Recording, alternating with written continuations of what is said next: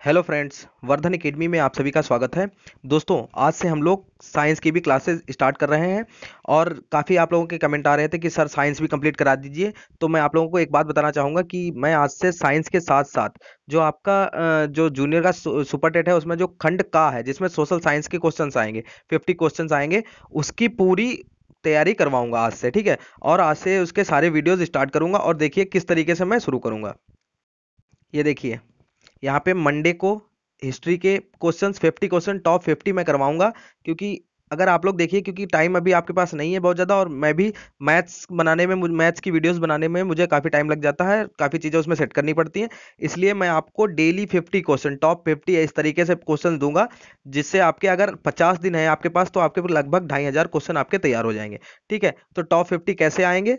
Monday को history, ठीक है, सॉरी, मंडे को हिस्ट्री, ट्यूसडे को साइंस, वेडनेसडे को पॉलिटी, थर्सडे को ईवीएस मतलब आपका पर्यावरण, फ्राइडे को ज्योग्राफी, सैटरडे को साइंस और संडे को यूपी स्पेशल।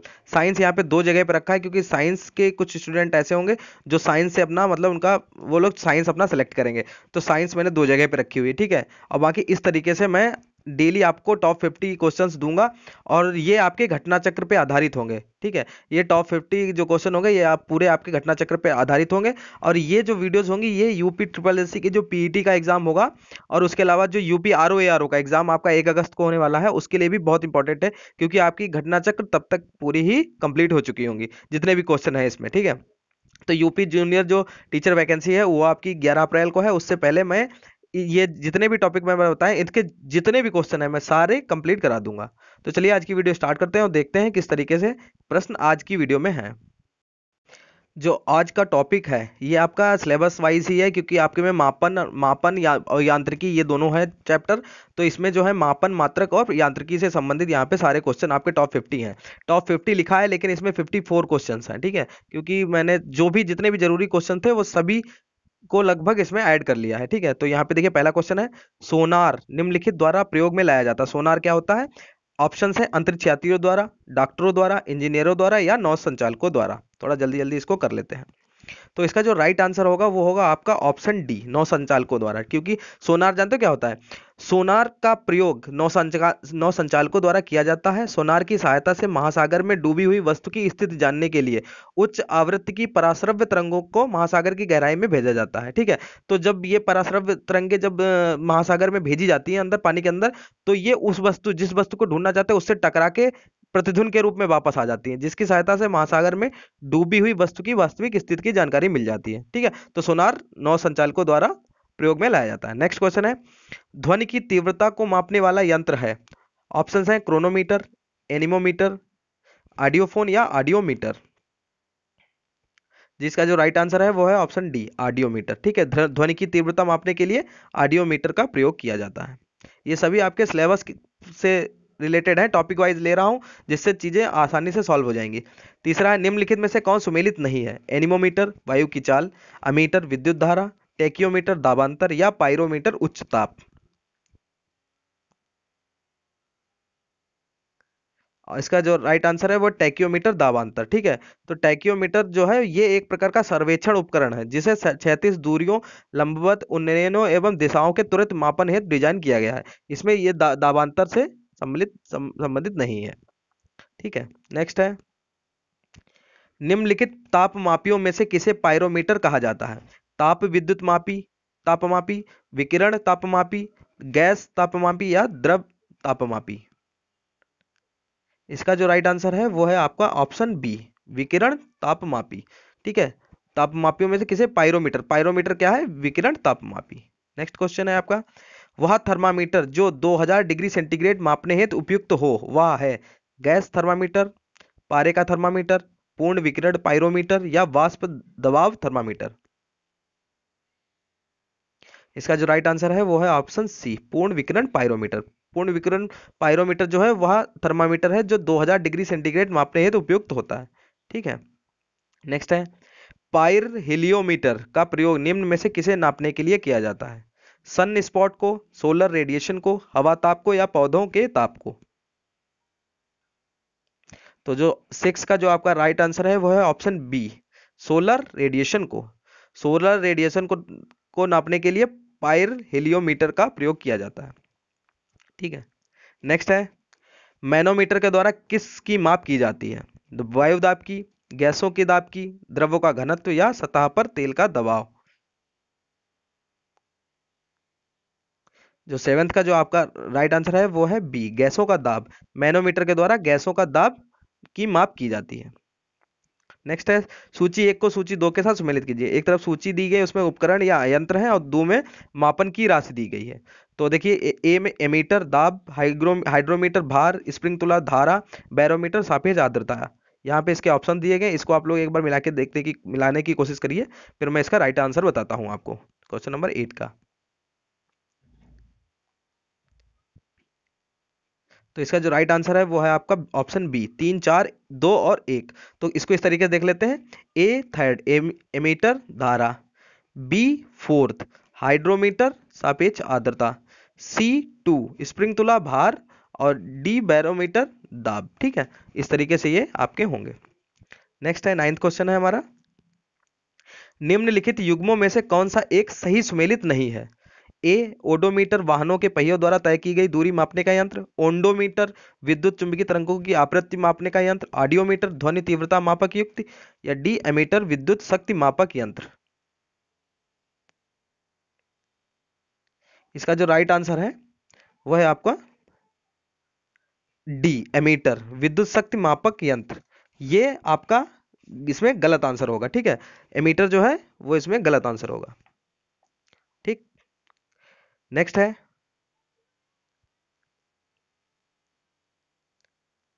वायुमंडलीय दाब को मापने में किस यंत्र का प्रयोग किया जाता है? हाइड्रोमीटर, बैरोमीटर, मैनोमीटर या हाइग्रोमीटर? इसमें जो आपका राइट आंसर है वो है ऑप्शन बी, बैरोमीटर। बैरोमीटर द्वारा वायुमंडलीय दाब को मापने का मापा जाता है। ठीक है, क्वेश्चन नंबर 11 जो है आपका, दूध का अपेक्षिक घनत्व ज्ञात किया जा सकता है? हाइड्रोमीटर द्वारा, ब्यूटीरोमीटर द्वारा, लैक्टोमीटर से या थर्मामीटर से? जो 11th का जो राइट आंसर है वो आपका सी है, लैक्टोमीटर से। ठीक है, लैक्टोमीटर से दूध का अपेक्षिक घनत्व ज्ञात किया जा सकता है। नेक्स्ट है, निम्नलिखित में से कौन सही सुमेलित है? थर्मो रेसिस्टर, इलेक्ट्रॉनिक थर्मामीटर, ठीक है, संधारित्र थर्मामीटर, बाइपोलर जंक्शन ट्रांजिस्टर, दृष्टकारी जंक्शन डायोड, आवर्धक। इसमें से कौन सा सही सुमेलित है? तो इसका जो राइट आंसर है वो है option A, thermo resistor electronic thermometer. ठीक है, थर्मो रेसिस्टर क्या है? यह एक उपकरण है जो इलेक्ट्रॉनिक थर्मामीटर की भांति कार्य करता है। यह उपकरण तापमान में परिवर्तन के साथ साथ अपने प्रतिरोध को बदलता है। ठीक, नेक्स्ट क्वेश्चन है हमारा, सूची एक को सूची दो के साथ सुमेलित कीजिए। सूची एक और सूची दो की दी गई है, इसको देखिए यहाँ पे क्या दिया गया, स्टेथोस्कोप प्रकाश की तीव्रता मापने के लिए, स्फिग्नोमेनोमीटर सोने की शुद्धता का पता लगाने के लिए, कैरेटोमीटर हृदय की ध्वनि सुनने के लिए, लक्स मीटर रक्तचाप मापने के लिए। अब इसको आप लोग यहाँ पे कूट आपको दिए गए हैं, इससे आपको मैच कराना है, और आपको 10 सेकंड का समय देते हैं, और आप लोग मैच करके देखिए, अगर होता है फिर मैं इसका आंसर बताता हूँ 13 का। इसका जो राइट आंसर है वो है ऑप्शन सी। ठीक है, 3 4 2 और 1। ठीक है, 3 4 2 और 1 ऐसे देखिए, ए थर्ड, ठीक है, स्टेथोस्कोप हृदय की ध्वनि सुनने के लिए। ठीक है, बी फोर्थ स्फेग्नोमेनोमीटर रक्तचाप मापने के लिए। ठीक, सी 2 कैरेटोमीटर सोने की शुद्धता का पता, कैरेट कैरेट हम लोग चेक करते हैं ना, तो कैरेटोमीटर, लक्स मीटर प्रकाश की तीव्रता मापने के लिए। ठीक है, तो ये हमारा राइट आंसर होगा 3 4 2 और 1। नेक्स्ट क्वेश्चन है, रडार में रडार उपयोग में आता है प्रकाश तरंगों द्वारा वस्तु का पता लगाने में, ध्वनि तरंगों को परावर्तित कर वस्तुओं का पता लगाने में, रेडियो तरंगों द्वारा वस्तुओं की स्थिति ज्ञात करने में, या वर्षा करने वाले बादलों का पीछा करने में?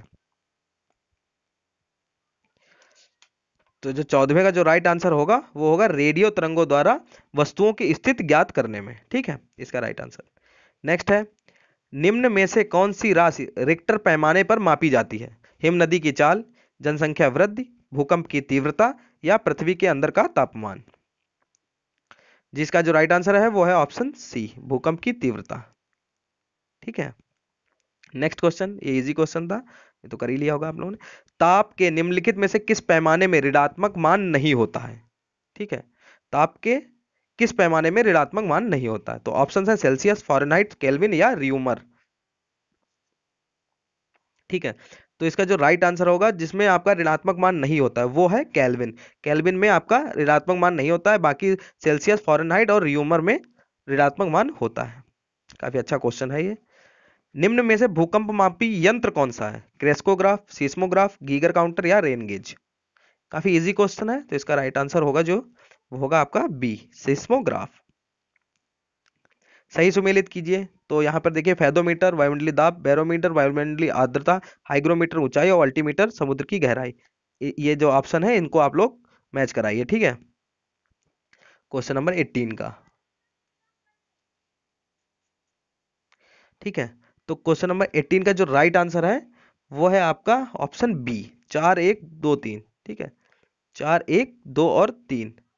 तो इसको इस तरीके से देख ले, A4 फेदोमीटर समुद्र की गहराई, B1 बैरोमीटर वायुमंडलीय दाब, C2 वायुमंडलीय आर्द्रता हैग्रोमीटर और अल्टीमीटर से ऊंचाई। ठीक है, नेक्स्ट क्वेश्चन है, निम्नलिखित में से कौन सुमेलित नहीं है? ठीक है, निम्नलिखित में से कौन सा सुमेलित नहीं है? मैनोमीटर दाब, कार्ब्यूरोमीटर कार्ब्यूरेटर आंतरिक दहन इंजन, कार्डियोग्राम हृदयगत या सीस्मोमीटर पृष्ठतल की वक्रता। इसका जो राइट आंसर है वो है ऑप्शन डी, सीस्मोमीटर पृष्ठतल की वक्रता। ये यहाँ पे गलत है, बाकी तीनों मैनोमीटर से दाब, कार्ब्यूरेटर से आंतरिक दहन इंजन और कार्डियोग्राम से हृदय गति ये संबंधित है। और जो सीस्मोमीटर वो सीस्मोग्राफ के को यहाँ पे सीस्मोमीटर लिख दिया गया है, उससे भूकंप की तीव्रता को मापा जाता है। ठीक है, नेक्स्ट क्वेश्चन है क्वेश्चन नंबर 20। ठीक है, क्वेश्चन है, निम्नलिखित में से किसके मापन में फोनोमीटर का उपयोग किया जाता है? प्रकाश के चमकीलेपन की क्षमता, अत्यधिक उच्च ताप, ध्वनि की तीव्रता एवं स्पंदन आवृत्ति या वायुमंडल की आर्द्रता। जिसका जो राइट आंसर है वो है ऑप्शन सी, ध्वनि की तीव्रता एवं स्पंदन आवृत्ति।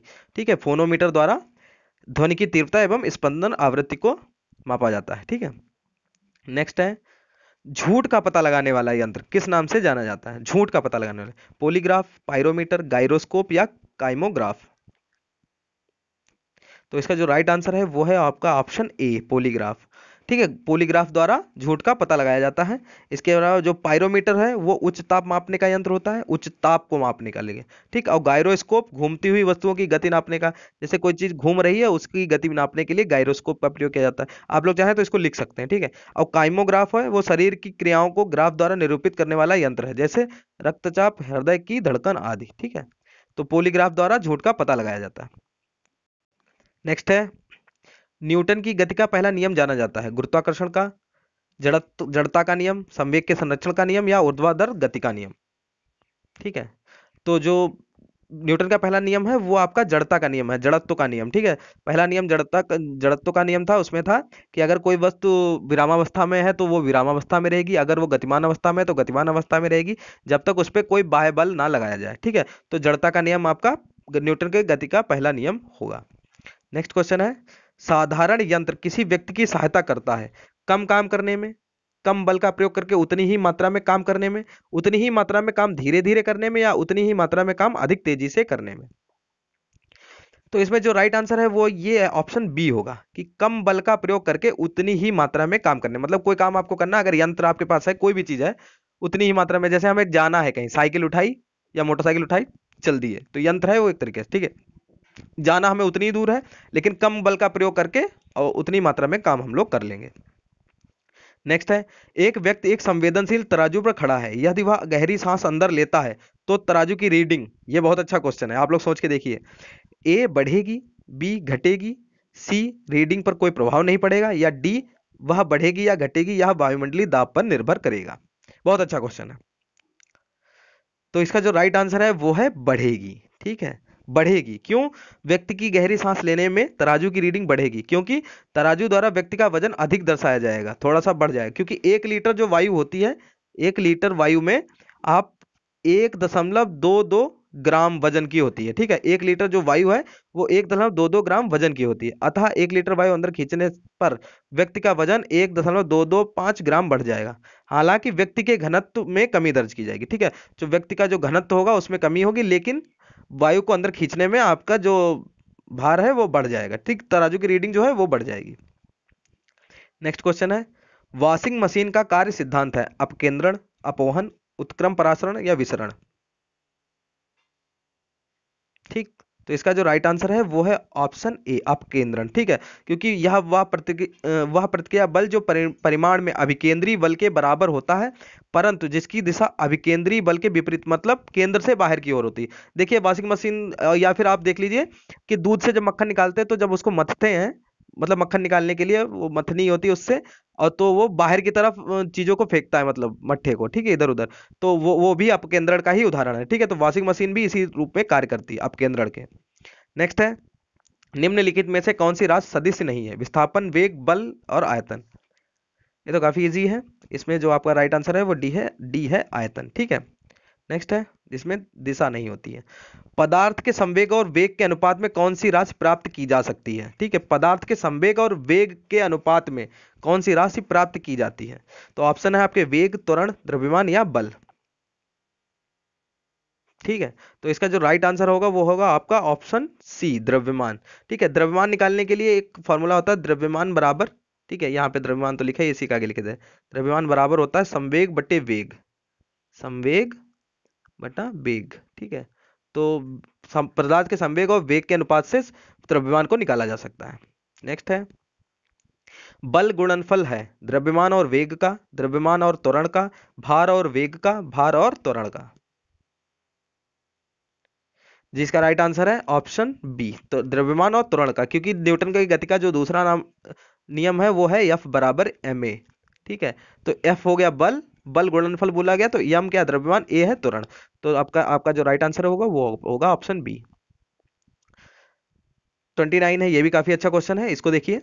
ऊर्जा संरक्षण का आशय है कि ऊर्जा का सृजन और विनाश होता है, ऊर्जा का सृजन हो सकता है, सी है ऊर्जा का सृजन नहीं हो सकता परंतु विनाश हो सकता है, ऊर्जा का ना तो सृजन हो सकता है और ना ही विनाश हो सकता है। तो ऊर्जा संरक्षण का यहाँ पे आशय पूछा गया, तो इसका जो आशय है वो है ऊर्जा का ना तो सृजन हो सकता है, मतलब ना तो इसको बनाया जा सकता है और ना ही इसका विनाश किया जा सकता। ठीक है, ये एक रूप से दूसरी रूप में रूपांतरित होती रहती है। ठीक, तो ये है ऊर्जा संरक्षण का नियम। नेक्स्ट है, हवाओं की ऊर्जा होती है केवल स्थितिज, केवल गतिज, वैद्युत या स्थितिज और गतिज दोनों। तो इसका जो राइट आंसर है वो है केवल गतिज। हवाओं की ऊर्जा हमेशा केवल गतिज ही होती है, ऊर्जा जो होती है उसकी। नेक्स्ट क्वेश्चन है, वायु शक्ति में कौन सा रूप विद्युत ऊर्जा में परिवर्तित होता है। बिल्कुल वही क्वेश्चन है जो ऊपर था, लेकिन थोड़ा सा चेंज है, लोग काफी इसमें कंफ्यूज हो जाते हैं। वायु शक्ति में ऊर्जा का कौन सा रूप विद्युत ऊर्जा में परिवर्तित होता है। तो इसका जो राइट आंसर है वही है गतिज ऊर्जा। गतिज ऊर्जा जो है वो विद्युत ऊर्जा में परिवर्तित हो जाता है। नेक्स्ट, एक ट्रेन जैसे ही चलना आरंभ करती है उसमें बैठे हुए यात्री का सिर पीछे की ओर झुक जाता है, इसका कारण है, ठीक है, स्थिरता का जड़त्व, गति का जड़त्व, जड़त्व आघूर्ण या द्रव्यमान का संरक्षण। अभी मैंने ऊपर एक क्वेश्चन में बताया था कि जड़त्व का नियम क्या होता है कि जब तक आदमी, मतलब कोई भी गतिमान, कोई भी वस्तु है, अगर गतिमान अवस्था में रहेगी तो वो गतिमान रहेगी, और अगर स्थिर है तो स्थिर रहेगी जब तक उस पर बाह्य बल ना लगाया जाए।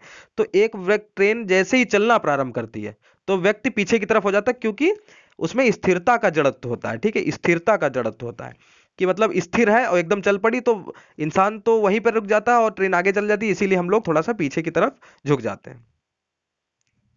नेक्स्ट क्वेश्चन है, सड़क पर चलने की अपेक्षा बर्फ पर चलना कठिन है क्योंकि बर्फ सड़क से सख्त होती है, सड़क बर्फ से सख्त होती है, जब हम अपने पैरों से धक्का देते हैं तो बर्फ कोई प्रतिक्रिया व्यक्त नहीं करती, बर्फ में सड़क की अपेक्षा घर्षण कम होता है।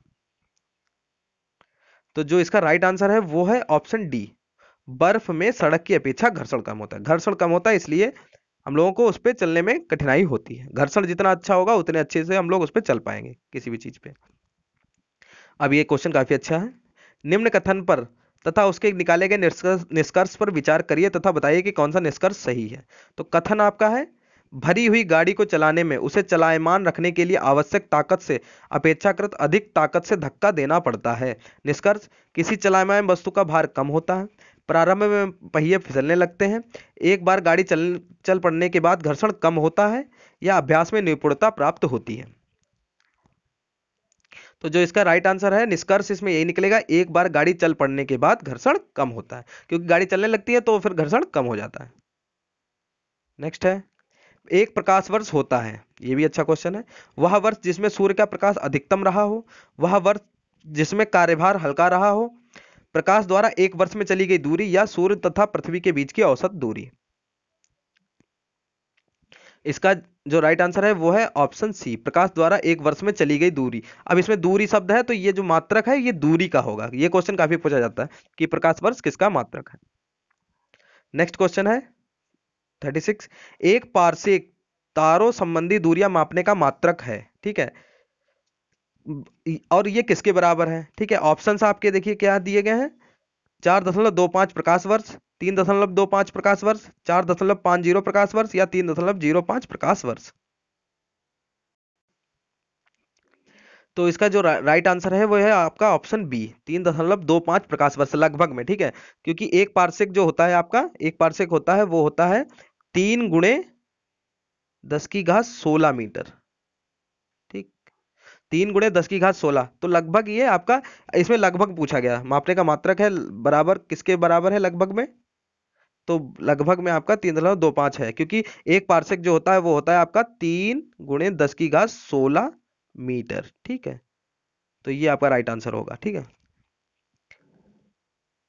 मीटर में है और प्रकाश वर्ष में अच्छा पूछा गया, तो प्रकाश वर्ष में जो है एक पारसेक बराबर 3.262 प्रकाश वर्ष होता है, तो लगभग 3.25 आपको इसमें मानना पड़ेगा। ठीक है, 3.262 ये आपका इतने प्रकाश वर्ष होता है एक पारसेक। नेक्स्ट क्वेश्चन है हमारा, एम्पियर मापने की इकाई है। ठीक है, तो ऑप्शन से आपके हैं वोल्टेज, विद्युत धारा, प्रतिरोध और पावर। इसका जो राइट आंसर है वो है आपका ऑप्शन बी, विद्युत धारा। एम्पियर क्या मापने की इकाई है, विद्युत धारा। नेक्स्ट क्वेश्चन, मेगावाट बिजली के नापने की इकाई है जो, अब खाली ऑप्शन है, उत्पादित की जाती है, उपभोग की जाती है, बचत की जाती है, या ट्रांसमिशन में हास हो जाती है। हास मतलब खत्म होती है। ठीक है, तो इसका जो राइट आंसर है वो है ए, उत्पादित की जाती है।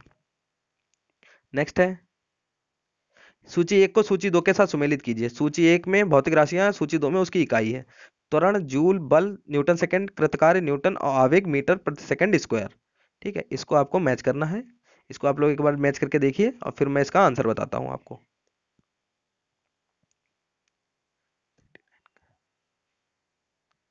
इसका जो राइट आंसर है वो है आपका डी, 4, 3, 1 और 2। 4, 3, 1 और 2। तो पहला त्वरण मीटर पर सेकंड स्क्वायर, ये इसका मात्रक होता है। ठीक है, फिर बी का थर्ड मतलब बल का न्यूटन, सी का 1 कृतकार्य जूल, और आवेग का न्यूटन सेकंड। ठीक है, नेक्स्ट क्वेश्चन है हमारा 40। निम्नलिखित एसआई यूनिटों में से कौन सी सही सुमेलित नहीं है। कार्य जूल, बल न्यूटन, द्रव्यमान किलोग्राम, दाब डाइन। तो इसका जो राइट आंसर है वो होगा डी, दाब और डाइन। ये सीजीएस पद्धति में है, ना कि एसआई यूनिट में। ठीक है, एसआई यूनिट में दाब का जो मात्रक होता है वो होता है पास्कल। ठीक है, इसमें ये पूछा गया, ये दाब का मात्रक डाइन भी होता है, लेकिन ये सीजीएस पद्धति में होता है। इसमें पूछा गया एसआई पद्धति में कौन है, तो एसआई पद्धति में पास्कल होता है, डाइन नहीं। नेक्स्ट क्वेश्चन है, सुमेल कीजिए। सुमेल इसमें भी करना है, जूल धारा, एम्पियर सामर्थ्य, वाट कार्य, वोल्ट विभवांतर, कैलोरी और उष्मा। इसको यहाँ पे मैच करना है आपको क्वेश्चन नंबर 41 में। इसका जो राइट आंसर है वो है ऑप्शन ए, 3, 1, 2, 4, 5।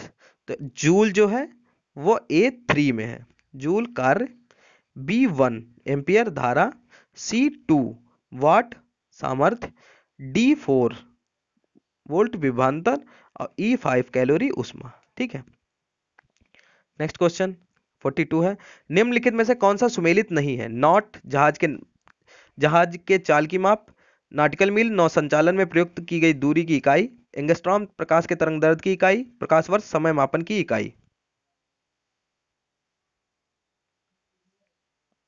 ठीक है, तो इसमें से कौन सा मतलब सुमेलित नहीं है ये कहा गया, तो इसका जो राइट आंसर है वो है ऑप्शन डी, प्रकाश वर्ष। अभी मैंने आपको पिछले क्वेश्चन में बताया था समय मापन की इकाई नहीं है, ये दूरी का मात्रक है प्रकाश वर्ष, समय मापन की नहीं है। और जो नॉट है वो जहाज की चाल की माप है, नॉटिकल मील नौ संचालन में प्रयुक्त की दूरी की इकाई है, एंगस्ट्रॉम प्रकाश के तरंग दैर्ध्य की इकाई है।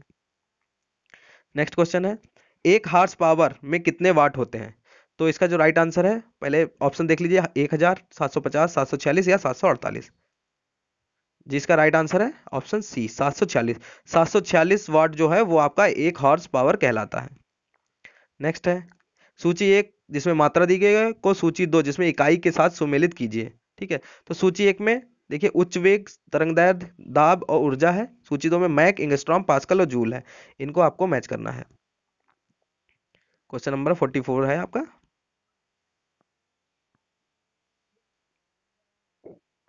तो इसका जो राइट आंसर है वो है आपका सी, 1, 2, 3 और 4। उच्च वेग मैक, तरंगदैर्ध्य एंगस्ट्रॉम, दाब पास्कल और ऊर्जा जूल। ठीक है, नेक्स्ट क्वेश्चन है आपका क्वेश्चन नंबर 55। निम्नलिखित में से कौन सा एक सुमेलित नहीं है? ठीक है, 45 में निम्नलिखित में से कौन सा एक ऐसा है जो सुमेलित नहीं है? तो सुमेलित नहीं, डेसिबल ध्वनि की प्रबलता की इकाई, अश्वशक्ति शक्ति की इकाई, समुद्री मील नौ संचालन में दूरी की इकाई, सेल्सियस ऊष्मा की इकाई। ठीक है, तो आपका जो राइट आंसर है वो है ऑप्शन डी, सेल्सियस। सेल्सियस ऊष्मा की इकाई नहीं है, बाकी सब डेसिबल ध्वनि की प्रबलता की इकाई है, अश्वशक्ति शक्ति की इकाई, समुद्री मील नौ संचालन में दूरी की इकाई है। सेल्सियस जो है वो आपकी ताप मापने का मात्रक है। ठीक है, ताप मापने के लिए होता है, ना कि ऊष्मा की इकाई है। ठीक है, नेक्स्ट क्वेश्चन है ऊष्मा की इकाई निम्नलिखित में से कौन नहीं है? सेंटीग्रेड, कैलोरी, अर्ग या जूल। ये बिल्कुल सेम वही क्वेश्चन आ गया, सेंटीग्रेड इसमें आंसर होगा। ठीक है, सेंटीग्रेड जो है आपकी ऊष्मा की इकाई नहीं है, ये ताप मापने की इकाई है। नेक्स्ट क्वेश्चन, पास्कल इकाई है। पास्कल किसकी इकाई है? आर्द्रता की, दाब की, वर्षा की या तापमान की? इसका जो राइट आंसर है वो है आपका ऑप्शन बी, दाब की। ठीक है, तो दाब नापने के लिए पास्कल इकाई है। नेक्स्ट क्वेश्चन है 48। दाब की इकाई क्या है? न्यूटन प्रति वर्ग मीटर, न्यूटन मीटर, न्यूटन या न्यूटन प्रति मीटर? इसका जो राइट आंसर है वो है आपका ऑप्शन ए, न्यूटन प्रति वर्ग मीटर। ठीक है, न्यूटन प्रति वर्ग मीटर होता है इसका, क्योंकि किसी तल के इकाई क्षेत्र पर लगने वाले बल को दाब कहते हैं। दाब एक अदिश राशि है, दाब का मात्रक न्यूटन प्रति मीटर स्क्वायर होता है। ठीक है, इसी को क्या कहते हैं? पास्कल। न्यूटन प्रति वर्ग मीटर को ही कहते हैं पास्कल। ठीक है, नेक्स्ट क्वेश्चन 49।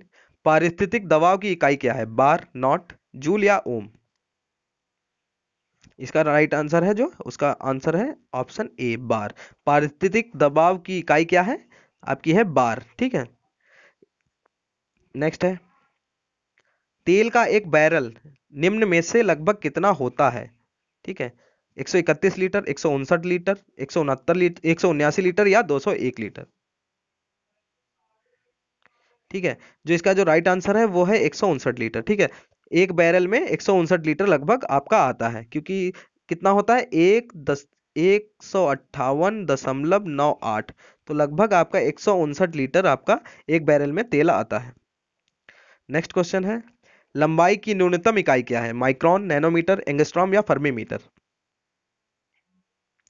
इसमें जो सबसे छोटा है वो है फर्मीमीटर। ठीक है, फर्मीमीटर इसमें सबसे छोटी इकाई है लंबाई की, क्योंकि माइक्रोन जो होता है वो 10⁻⁻⁶ होता है। ठीक है, नैनोमीटर जो होता है वो 10⁻⁹ होता है।